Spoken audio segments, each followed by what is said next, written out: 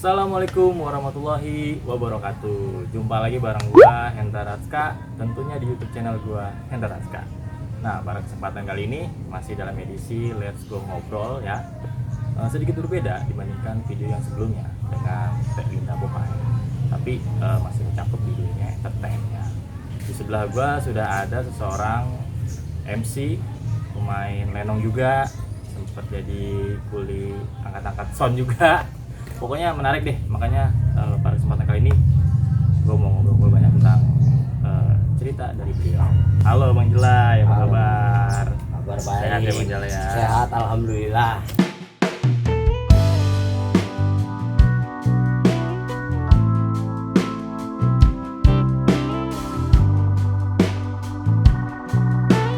Ini lagi ngapain aja nih? Aduh, selama kita di pandemi lockdown ya, pandemi ini di lockdown ya. Kita sebagai seorang entertain apalagi MC kebetulan emang harus tanggung jawab di rumah ya. Kita harus ada setiap harinya. Kebetulan ada juga lah kebiasaan kita gitu. Kebiasaan kalau kata orang Betawi mah begitu ya, keahlian lah kita ngodol-ngodol. Iya, ngodol-ngodol pantat TV. Pantat TV. Pantat TV kita odol-odol tiap hari karena selama di rumah ada kegiatan servis gitu ya? Ya, alhamdulillah ada lah ya, servis TV, mesin cuci, pokoknya kira-kira elektronik lah, menyangkut elektronik insya Allah bisa kita tanganin. Nah itu Bang Jelay, kalau itu kan cara teknik kan harus ada ilmunya. Nah Bang Jelay sendiri itu belajar atau emang bisa sendiri? Kalau masalah ilmu dari awal emang kita sebelum MC itu udah belajar lah, belajar di elektronik kebetulan sama teman, jadi ilmunya kita menimba dari teman juga. Jadi teman, jadi alhamdulillah ya dari teman itu kita bisa ngutak-ngutik begitu, ngutak-ngutik ya. Kalau kata saya mah pokoknya ngodol-ngodol dah. Jadi sampai sekarang masih di itu ya, di apa namanya, servis gitu ya? Masih. Nah, bicara di dunia hiburan, Bang Jelay ini kan seorang MC ya.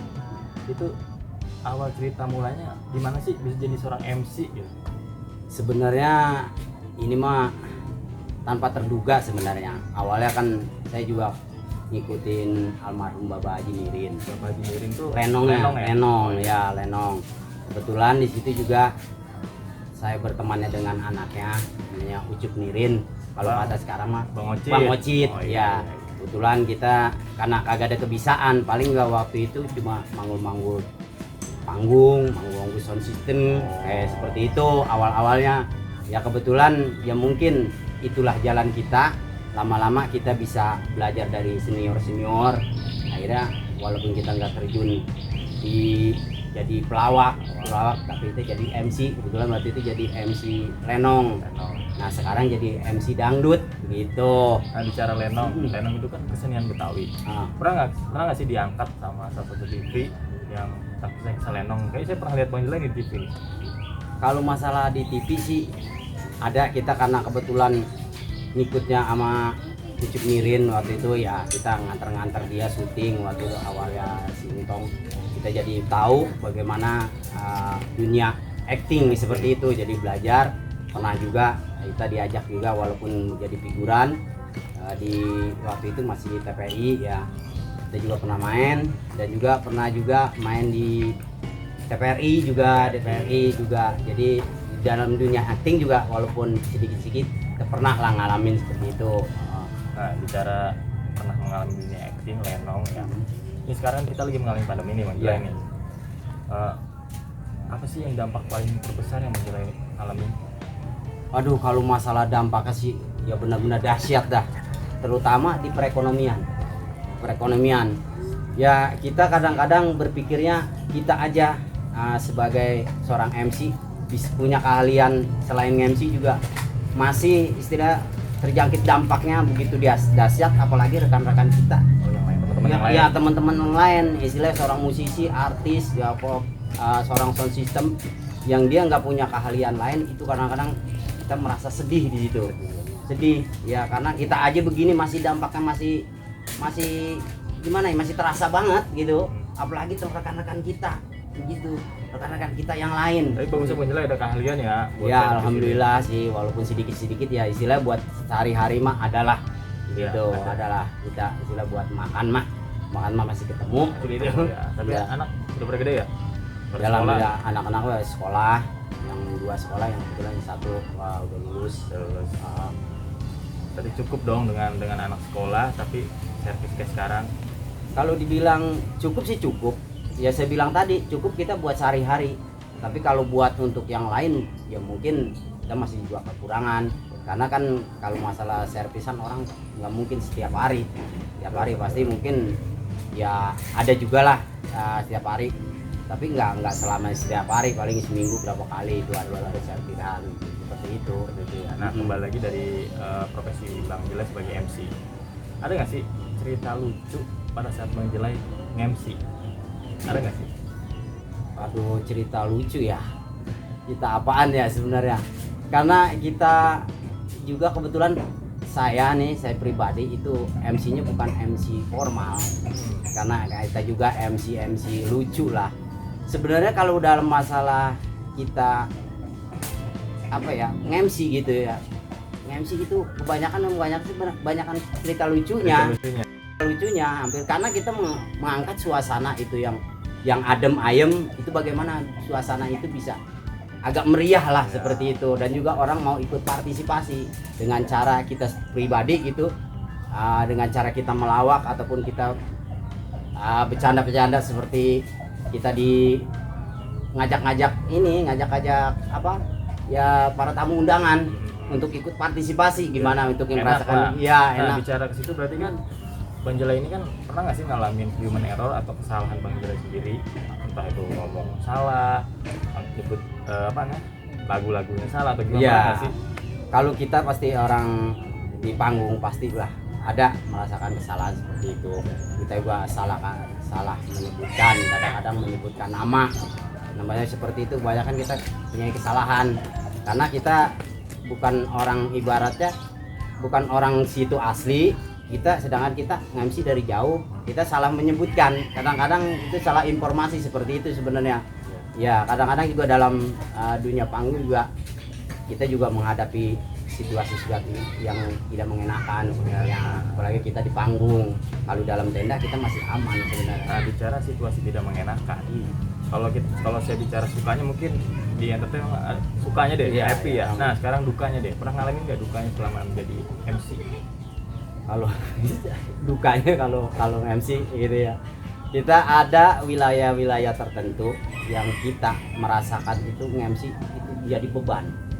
Jadi bebannya apa? Karena situasinya tidak bersahabat seperti itu, terutama yang punya wilayah. Berarti lingkungan ya. Kadang-kadang istilahnya ada yang seperti minta jatah, walaupun kita udah kasih tapi kadang-kadang masih ngotot, itu kan kita jadi beban. Merasa risih nggak sih Bang Jelai kalau dengan ada seperti itu? Sebenarnya banget ya, sangat merasa banget gitu seperti itu, karena kita juga ibarat kita orang luar, kita sedangkan di situ untuk menghibur, kita bukan orang asli situ, terutama kita jadi beban sebenarnya, beban seperti itu. Kita juga mungkin jadi nge-MC kita biasanya enjoy jadi nggak enjoy seperti itu, moodnya jadi hilang. Nah bicara beban, pernah nggak sih Bang Jelai merasakan kayaknya gue jenuh nih dunia entertain, gue mau rumah aja deh, gue servis aja deh, pernah nggak sih begitu? Ada terlintas seperti itu ya. Kita kadang-kadang menghadapi dunia entertainment seperti itu, kadang-kadang apalagi kalau kita menghadapi hal-hal semacam yang kita diintimidasi sama orang-orang yang punya wilayah seperti itu. Kadang kita berpikir kita juga mendingan buang MC, tapi karena tuntutan jiwa kadang-kadang kita biasa di panggung, kita biasa bercanda-bercanda dengan teman-teman gitu, artis, pemain, sound system, semua lah, kru semua. Itu kadang kita merasa kangen ya, seperti saat ini aja kita pas pandemi kita nggak ketemu teman, kadang-kadang kangen canda-candaan dengan teman di atas panggung itu sebenarnya. Kadang-kadang saat ini memang lagi kangen nih, pengen lagi.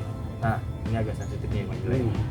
Bang Jelai kan bergerak di dunia hiburan, ada nggak sih godaan cewek-cewek, entah maafnya, penyanyi atau nggak apa-apa, berbagi cerita aja. Pernah nggak sih? Udah.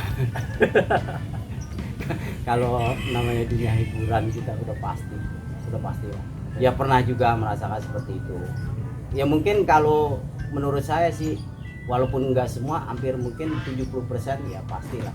Ada lah seperti itu kalau kita orang dunia hiburan pasti. Ini ngomong-ngomong istri udah mana? Ah, Lagi keluar orangnya. Istri lagi keluar kebetulan. Lanjut. Gimana? Ya. Ada lah. Gitu. Ada seperti itu, pasti lah, pasti. Bukan saya aja sebagai MC, mungkin dari pemain-pemain lain juga pasti merasakan seperti itu. Iya, tapi kembali lagi kepada orang tersebut kan, kembali ke orangnya juga. Nah, menjelai, ada pesan-pesan nggak buat teman-teman tentang pandemi ini? Misalkan, walaupun kita menghadapi seperti ini, harus semangat lah, apalah, ada nggak pesan? Silakan. Ya, ini buat rekan-rekan semua di dunia entertain. Ya, saya nggak sebutkan satu persatu. Pokoknya emang bukan Anda aja, mungkin seluruh Indonesia merasakan akibat dari pandemi ini. Ya, kita aja sebagai musisi semua ya harus bersabar. Insya Allah ya hal-hal seperti ini akan cepat berlalu dan juga kita bisa beraktivitas kembali seperti semula gitu. Pokoknya harus bersabar, ya tawakal, ya mudah-mudahan aja bisa cepat berakhir seperti itu. Jadi ya Allah juga mungkin dengan adanya situasi ini pasti ada hikmahnya lah. Pasti ada hikmah. Betul. Yang penting kita terus semangat, bersabar, cari ide baru, pekerjaan baru, pokoknya yang bisa menghasilkan untuk kebutuhan kita sehari-hari. Iya. Oke Bang Jal, terima kasih banyak nih waktunya ya udah mau diajak ngobrol. Cuman ngobrol-ngobrol begini aja gitu ya. Jadi kan kita kan biar lebih silaturahmi lebih terjalin lagi. Amin. Buat teman-teman cukup sampai di sini obrolan singkat itu bareng Bang Jal MC. Jadi jangan lupa untuk kalian subscribe, like, share, dan komen. Gua Hendra Ratska, sampai jumpa di video selanjutnya. Bye.